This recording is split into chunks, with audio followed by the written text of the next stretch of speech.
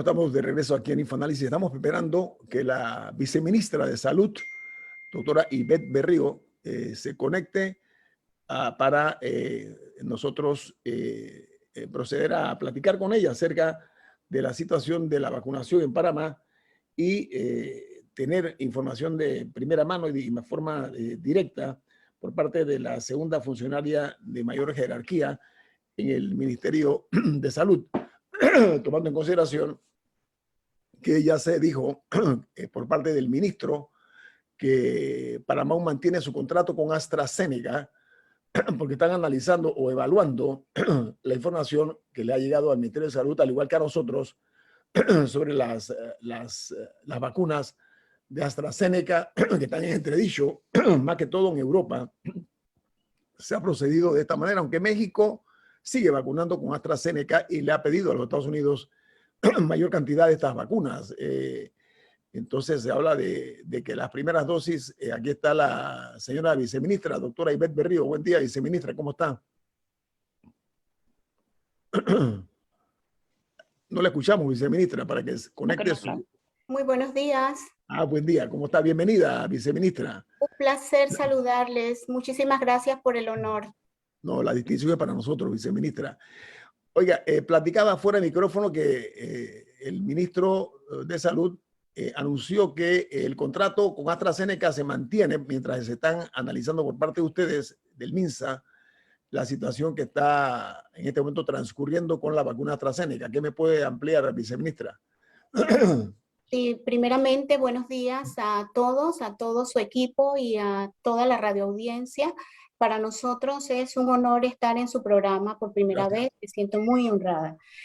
Pues con respecto al tema AstraZeneca, efectivamente, nuestro gobierno firmó contrato de provisión de vacunas COVID-19 con AstraZeneca y estamos en la etapa de la organización de la logística para proyectarnos ya a recibir en un par de meses esta vacuna.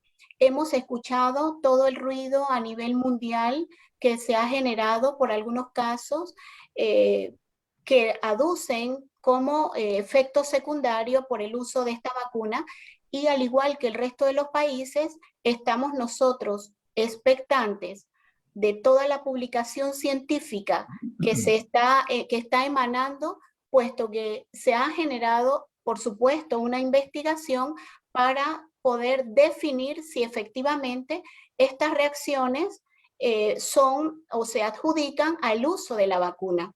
Nuestro equipo de científicos todos los días está monitoreando las publicaciones con respecto a este tema. Milton. Doctora Ivette Berrío, muy buenos días. El tema de la vacuna AstraZeneca tiene un gran laboratorio que es Gran Bretaña, donde le han aplicado la vacuna a mucha gente, así que habría que validar esas preocupaciones sobre casos de trombosis con ellos. Pero le quiero preguntar sobre la vacunación actual, que ha sido muy exitosa con la vacuna Pfizer-BioNTech.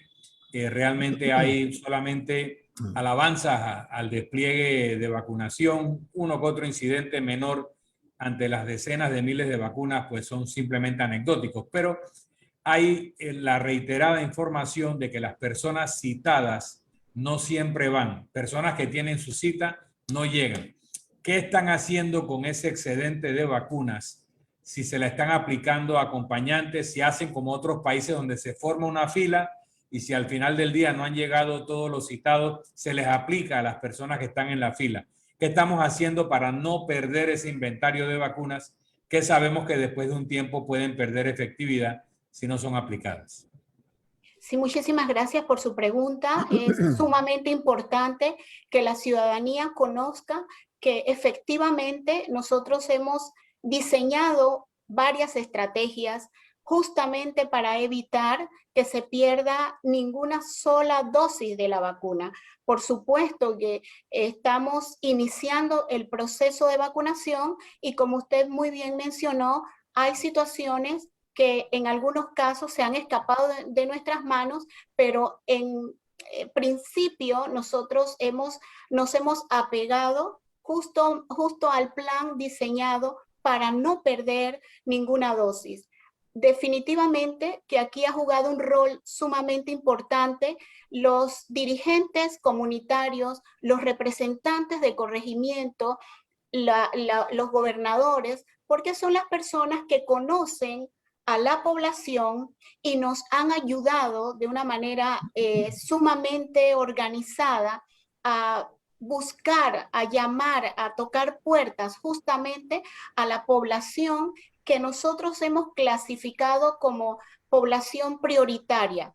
Aquellos que son mayores de 60 años en las diferentes regiones. Definitivamente hemos encontrado con ciudadanos que no desean que se le aplique la vacuna.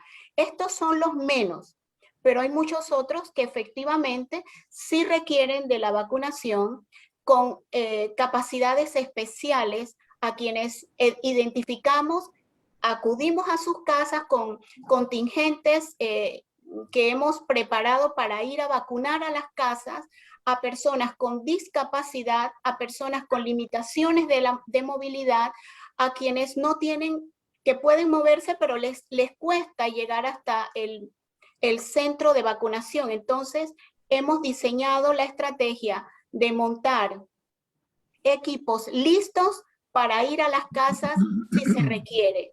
Pero ¿qué pasa con los saldos de las vacunas? ¿Qué pasa con, al final del día, le sobraron 50 vacunas? ¿A quién se la aplican y cómo garantizan de que no sean los copartidarios del representante de corregimiento, sino a personas que tienen algún otro tipo de característica que no sea el favoritismo?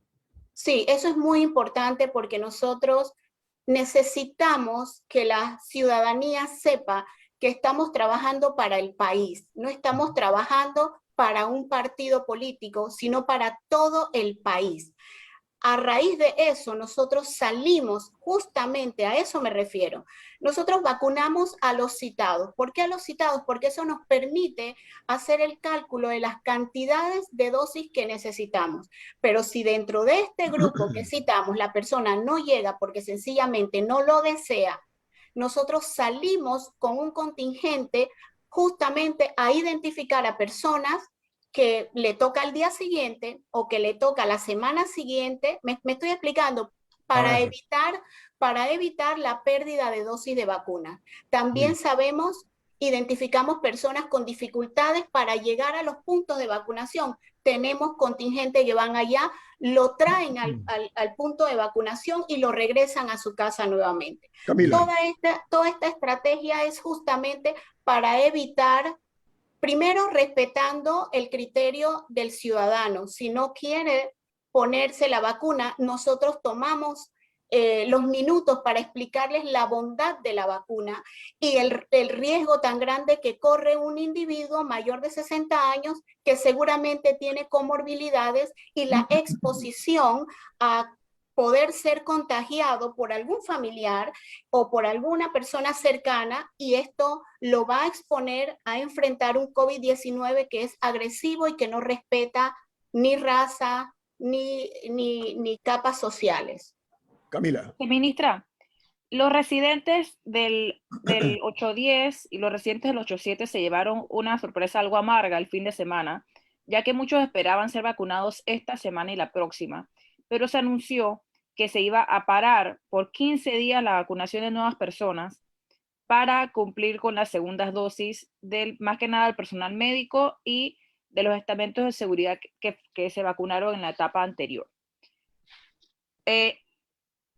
Sin embargo, también se había dado a conocer la decisión del gobierno de que a las personas que ya les había dado COVID-19 solo se les iba a aplicar una dosis.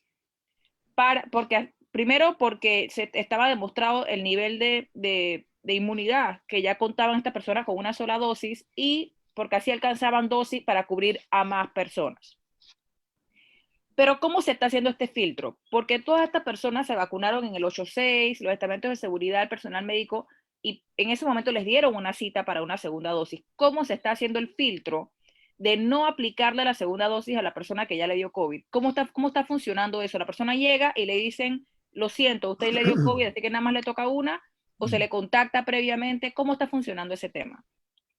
Si nosotros tenemos, gracias a Dios, una autoridad de innovación gubernamental que ha venido trabajando con bases de datos que nos ha proporcionado no solamente el Ministerio de Salud, sino Caja de Seguro Social, para poder nosotros conocer e identificar personas con cierto perfil justamente que tienen que ver con haber padecido COVID. Esto por un lado. Por otro lado, también tenemos la información de la base de datos de las personas que nosotros debemos vacunar, digamos, de acuerdo a la etapa que corresponde.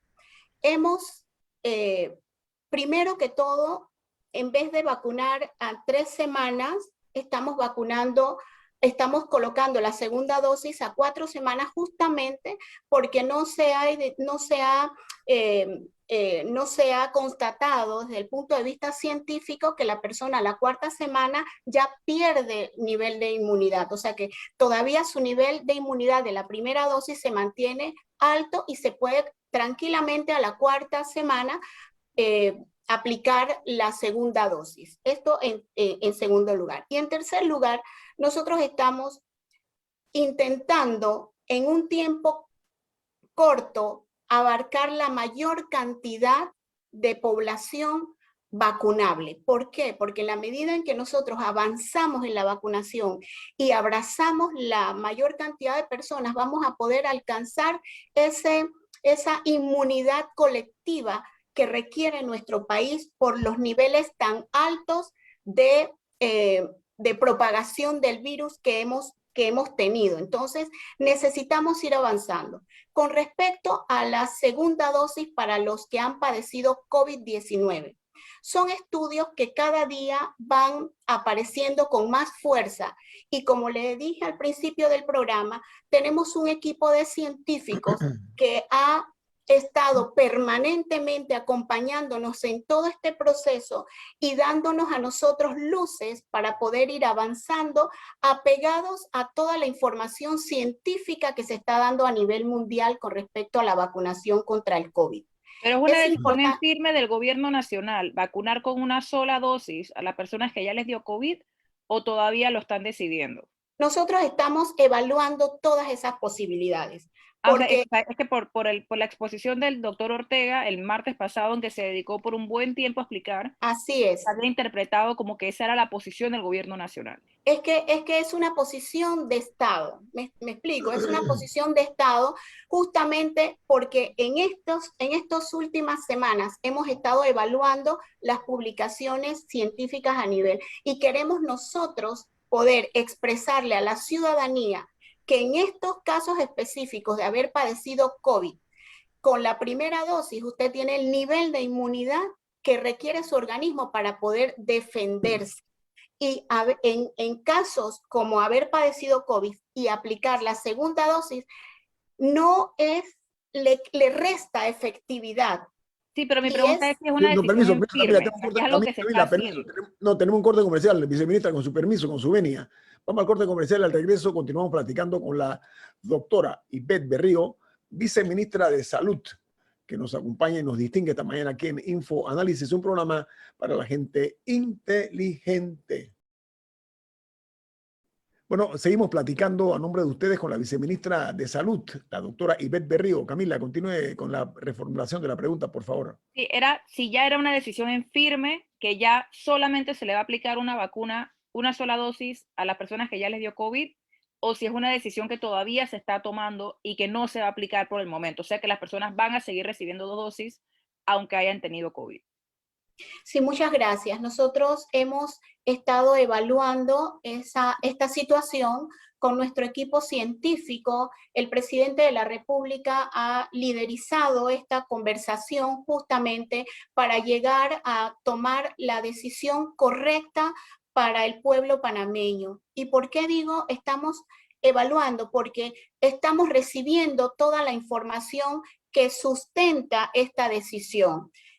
Sin embargo, para nosotros es fundamental que el país pueda comprender qué es lo más beneficioso. Por esa razón, justamente, nosotros hemos estado recibiendo la información, como lo ha explicado el doctor Ortega hace unos días, que el beneficio de recibir una sola dosis luego de haber padecido COVID-19 versus la aplicación de la segunda dosis.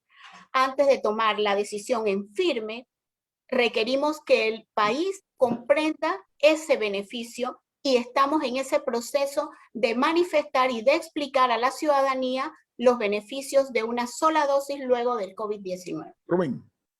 Bueno, doctora, hay que alabar la actitud de las figuras públicas en Panamá frente a la vacuna. He visto a expresidentes, he visto a políticos, a empresarios disgustarse con los que se saltan en los procedimientos para vacunarse en lo que se conoce como el juega vivo, muy típico en Panamá. Y yo creo que eso, que empresarios y políticos hayan dado ese testimonio, habla bien de Panamá, porque el Ministerio de Salud tiene que ir a la casa de los viejitos que no tienen movilidad, que viven lejos, que no tienen celular, que no tienen comunicación, y esa es la gente que hay que proteger. Y yo creo que Panamá ha dado un ejemplo ciudadano en este tema, y hay que felicitar al sector empresarial y a las figuras políticas que han renunciado a ese típico juega vivo de vacunarse de primero usando influencias y lo demás. Muy bien, gracias. Milton. Sí.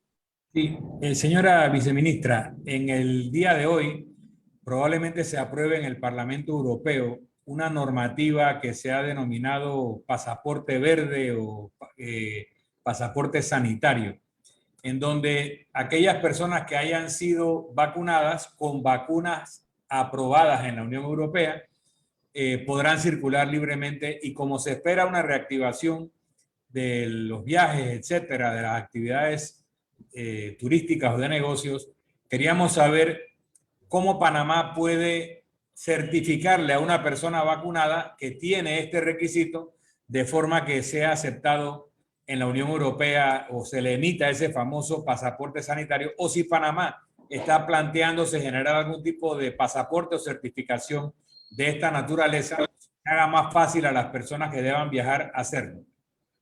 Efectivamente, inclusive antes de que iniciara el proceso de vacunación, ya en todo el diseño del esquema de este proceso, AIG, la Autoridad de Innovación Gubernamental, diseñó un código de barra, que es la cédula que tiene un código de barra atrás, mediante el cual usted, cuando se le aplica la vacuna, su código de barra es registrado con todos los detalles. Qué tipo de vacuna se le aplicó, cuántas dosis, qué día se le aplicó y de qué lote inclusive. Eso es lo que pide la Unión Europea, un código de barra, así que ya exactamente. Entonces nosotros tenemos nuestra cédula que tiene el código de barra y que va a proteger todos los datos personales con respecto a la vacuna, la fecha que se le aplicó, cuántas dosis y de qué lote. Entonces, para nosotros eso es fundamental, porque usted va a poder presentar su cédula y allí va a salir toda la información de su vacunación. Viceministra, ya nos queda claro, usted nos ratificó que el gobierno de Panamá mantiene todavía su contrato con AstraZeneca, lo cual es una buena noticia mientras se está investigando o evaluando la información que se genera en Europa. Pero hay una noticia interesante que me gustaría que usted tenga bien ampliarla, es que supuestamente mañana en la madrugada, o sea, en la madrugada del miércoles, Panamá va a recibir otro embarque de vacunas de la farmacéutica Pfizer. Mi pregunta es si eso está confirmado y cuántas dosis se estiman que van a llegar en ese vuelo, doctora Berrío. Bueno, les doy la primicia a su programa. Nosotros hemos recibido la confirmación de 63,000 dosis de vacuna Pfizer y la vamos a recibir en el mismo vuelo de la madrugada de miércoles 12:30, 1 de la madrugada a través de DHL. Entonces estamos esperando un nuevo cargamento que nos va a permitir a nosotros seguir avanzando con la planificación de toda la estrategia de vacunación para nuestro país. Viceministra, justo hablando un poco de las vacunas que se esperan, ya la otra semana se acaba en teoría, el primer trimestre del año, o sea, y quedarían entonces, si mañana llegan 63,000, quedarían como 99,000 pendientes por parte de Pfizer. Pero las personas se preguntan, ok, llegan esas, se completan las 450,000 y entonces, ¿qué? Se ha hablado con Pfizer para adelantar un poco la llegada de las otras como 4 millones, no sé ni cuántas son las que les hemos comprado. O sea, más o menos para cuándo se espera eso. Y adicionalmente, ¿cuál es la situación con Johnson & Johnson? Porque la última información que recibí es que si bien Panamá lo tenía en su estrategia de vacunación, no había un acuerdo cerrado con Johnson & Johnson. ¿Se mantiene esa situación o ya se ha cerrado un acuerdo con Johnson & Johnson, que es la vacuna de una sola dosis? Nosotros estamos efectivamente, nos mantenemos en conversación con las casas farmacéuticas con quienes hemos firmado ya. Entre esas, por supuesto, que Pfizer, justamente para seguir en la organización y en el cronograma de seguir recibiendo las dosis de las vacunas, todavía nosotros no tenemos confirmación por lo que no puedo decir sobre la llegada de las vacunas después de marzo. Con respecto a Pfizer, hasta el momento han estado cumpliendo con sus envíos semanales y creemos, y yo tengo, que soy una mujer de fe, tengo toda la fe y la confianza de que el cronograma de provisión va a seguir fluido, que nos permita a nosotros continuar con nuestra planificación de inmunización de nuestro país. Viceministra, permiso, hablando de cronograma, ayer recibí información de que se han aplicado hasta ahora 259.843 vacunas. ¿Eso se ajusta al cronograma original de vacunación del Ministerio de Salud? No solamente se ajusta al cronograma, sino que está superando nuestras expectativas por el tiempo que estamos llevando en el proceso de vacunación. Entonces, nos sentimos no solamente contentos, sino orgullosos de todo el equipo que está vacunando, que son las enfermeras y enfermeros y técnicos de enfermería, sino también de todo el equipo de apoyo que hace posible que todo este engranaje se lleve a cabo como lo hemos diseñado.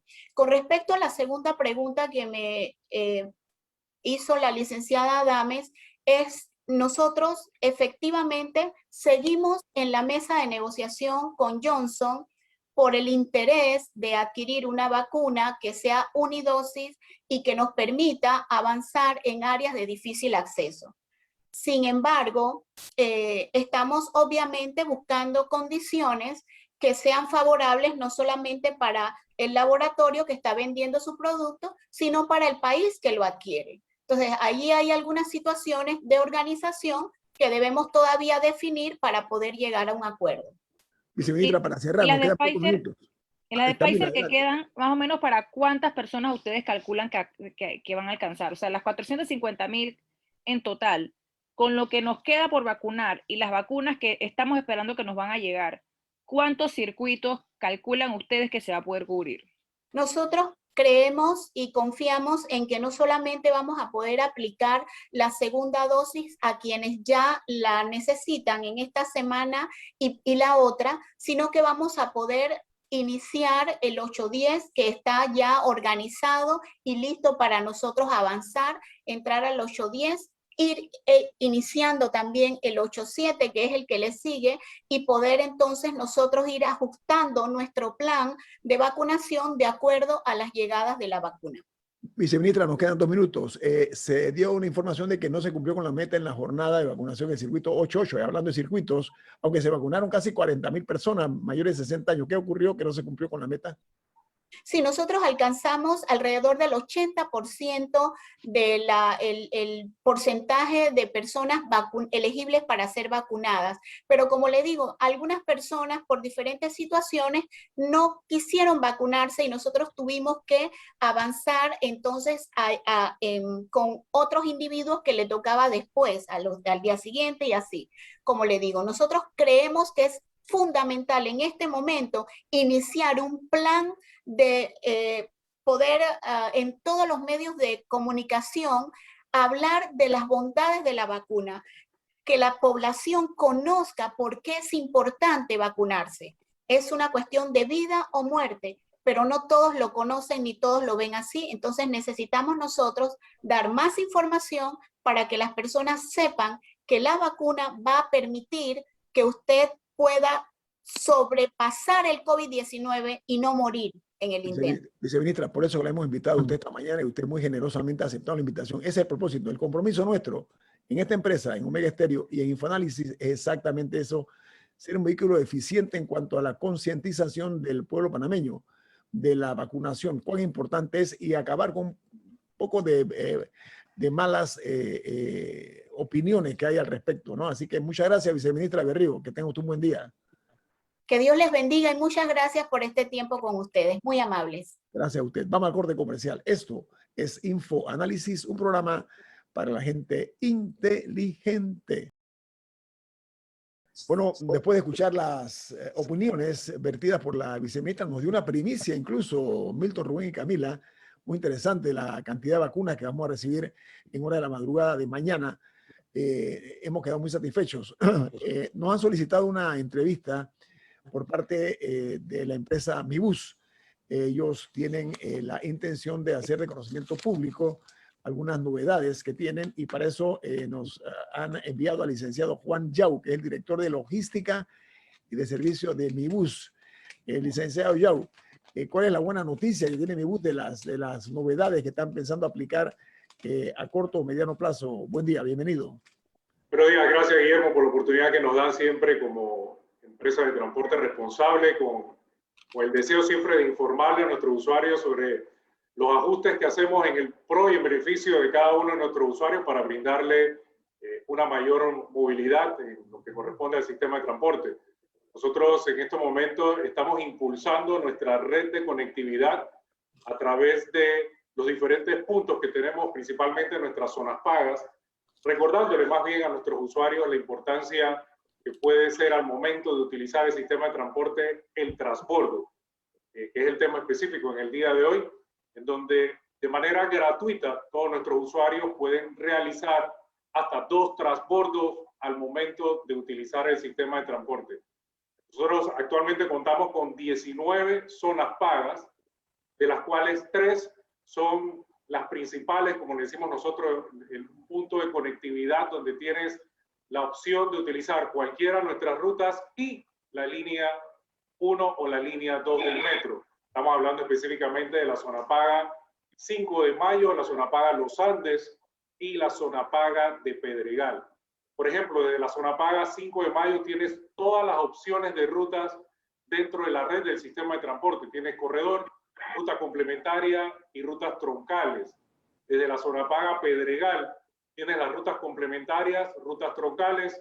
Hasta el día de hoy tenemos corredor sur y tenemos ya un proyecto a mediano plazo de corredor norte. Y desde la zona paga Los Andes tienes todas las rutas complementarias y las rutas troncales. Entonces, nuestra intención siempre ha sido informar a nuestros usuarios de este beneficio que ofrecemos dentro del sistema de transporte, que hoy en día se vuelve tan importante, ya que puedes realizar viajes validando la tarjeta de manera gratuita. Es importante también recordarle a nuestros usuarios que por ser equipos electrónicos, el aparato de la validación o el validador a veces tiende a sufrir ciertos inconvenientes si al momento que el usuario desea validar su tarjeta se encuentra que el sistema no funciona. Pueden reportarlo a nuestro correo servicio al cliente @mibus.com.pa o de igual manera puede hacer el reporte a través de la línea 311. Camila. ¿Existe algún plan para llevar el sistema de Mibus o un equivalente al oeste? Porque hay una gran población que se encuentra, que es residente de esa área del país, una gran población, que tiene que venir diariamente a la ciudad y que probablemente utiliza el servicio estando en la ciudad, pero no puede cruzar el puente con el mismo. Y particularmente ahora que estamos viendo que se va a impulsar, que va a iniciar la construcción de la línea 3 del metro, una vez esté ese proyecto, las personas van a necesitar una manera de llegar de sus residencias a las estaciones. ¿Cuál es la situación con Panamá Oeste? ¿Por qué hasta el día de hoy no hemos visto una expansión de Mibus hasta allá? Sí, nosotros hemos hecho estudios. Es importante recordar también que Mibus, las rutas que opera, son rutas autorizadas por la Autoridad de Tránsito y Transporte Terrestre. Una vez a nosotros se nos pida o se nos solicite que hagamos todo el estudio, todo el análisis con las diferentes rutas o los diferentes sectores de la ciudad de Panamá, o en este caso Panamá Oeste, nosotros lo realizamos. De hecho, hace algunos años atrás hicimos una simulación de cómo sería realizar nuestro sistema, aplicarlo al sector oeste. Pero es importante, como te mencionaba, que todo esto va a depender de las directrices que nos den, en este caso, la autoridad correspondiente, que es la ATTT. Licenciado Yao, leí en el principal diario de Costa Rica, en primera plana, aparece que MIBUS va a licitar autobuses eléctricos. Vi la noticia en Costa Rica y ellos decían que qué bueno que Panamá entre, porque ya Costa Rica recibió una donación de 2 autobuses eléctricos por parte de Alemania. Denos información acerca de eso, porque se habla que se van a licitar el próximo mes. Nos gustaría que a través de esta cadena nacional nos ilustre acerca de esa licitación y cuáles son las condiciones que hay con relación a los autobuses eléctricos por parte de MIBUS. Sí, así es. Nosotros ya tenemos un par de años haciendo pruebas aquí en Panamá. De hecho, tenemos 2 buses, uno denominado K7 y el otro K9. K7 es un bus un poco más pequeño, de aproximadamente 8 metros, y el K9 es un bus de 11 metros, muy parecido a los que tenemos actualmente en nuestro sistema de transporte. Se han venido haciendo estas revisiones. Panamá está entrando en materia de los buses eléctricos, de todo el sistema ecoamigable, que es tan importante no solo para Panamá, sino hoy en día para el mundo entero. Nosotros hemos venido haciendo pruebas y ya para este año, bueno, de hecho estaba para el año pasado, lamentablemente por los temas que ya conocemos de pandemia, muchas cosas se atrasaron, se ha vuelto a retomar el tema para licitar buses, para ampliar nuestra red de transporte en la ciudad de Panamá y, por supuesto, para tener este sistema de buses eléctricos que ayudan al ambiente y, por supuesto, a nuestro país. Esto es algo que está en el proceso de licitación, donde es de manera abierta, participarán las empresas que cumplen con los requisitos que se solicitan en un proceso de contratación como este, y una vez ya se tengan los resultados, entonces tendremos buses eléctricos en la ciudad de Panamá. Además de la carencia del oeste, otro problema que hay en la ciudad capital, en el área metropolitana, es el tema de las rutas alimentadoras. O sea, la gente que tiene que ver cómo resuelve para llegar a una estación de Metrobús, porque los buses son muy grandes y no entran a muchísimas barriadas del país. ¿Qué se está haciendo para solucionar ese tema? ¿Existe un plan o van a seguir con los buses del tamaño que tienen y que la gente vea cómo llega en taxi, que igual lo tienen que pagar y es un costo adicional, o que tienen que usar piratas, o que tienen que ver cómo resuelven para tener acceso al sistema de Metrobús aún en la ciudad? Esa es una pregunta bien interesante, Camila, porque nosotros en estos últimos años hemos diseñado en la red de transporte rutas alimentadoras. Por ejemplo, esta mañana estuvimos en la zona paga de Cerro Viento, específicamente observando una ruta que tiene aproximadamente un año, es la ruta de Brisas del Golf, que funciona como una ruta alimentadora. Nosotros en Brisas del Golf, en San Antonio, en Villalucre, en El Crisol, tenemos rutas que implementamos en estos últimos años como rutas alimentadoras. Como bien lo mencionas, también las dimensiones de nuestros buses no nos permiten a veces hacer ese recorrido donde realmente nosotros nos gustaría llegar, y eso... ¿Dónde está la gente?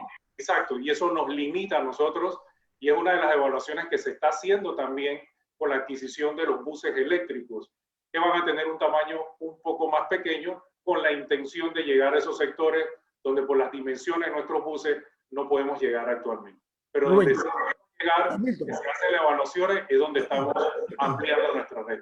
Perdón, Milton. Tuve la experiencia en España de visitar la empresa de transporte de Madrid, y ellos estaban ya experimentando con buses eléctricos, y aunque estoy totalmente de acuerdo con la no contaminación, los autos eléctricos, yo tengo un híbrido, etcétera, lo que ellos me decían es que el downtime, el tiempo que el bus eléctrico está no circulando, es mucho más alto, puede llegar a un 45% del tiempo que un bus de combustible fósil, por el tiempo de carga de la batería, por el mantenimiento, etcétera. esta nueva generación que ustedes quieren probar, ¿cuánto tiempo tiene de downtime? ¿Cuánto tiempo toma que el bus llegue a la estación de mantenimiento y vuelva a salir, para entender un poco cómo va a afectar los costos de operación? Mira, nosotros, esto es un proyecto que ya tiene, como les mencioné, hemos venido haciendo pruebas con 2 buses que tenemos actualmente. Tuvimos la oportunidad de visitar algunas fábricas para conocer más del sistema. El tiempo en el que el bus aproximadamente demora, una vez que llegue a la estación de carga, hay cargas rápidas, hay cargas más lentas. Eso es algo que se va a estipular al momento de la licitación. Por lo general, el promedio está en 2 horas desde que el bus llega y se carga, ¿no? Entonces, para eso también va a requerir de una implementación de un sistema de carga simultánea. No va a funcionar definitivamente como una estación de combustible en donde hace fila y el bus se carga en 20 minutos o en 10 minutos, ¿no?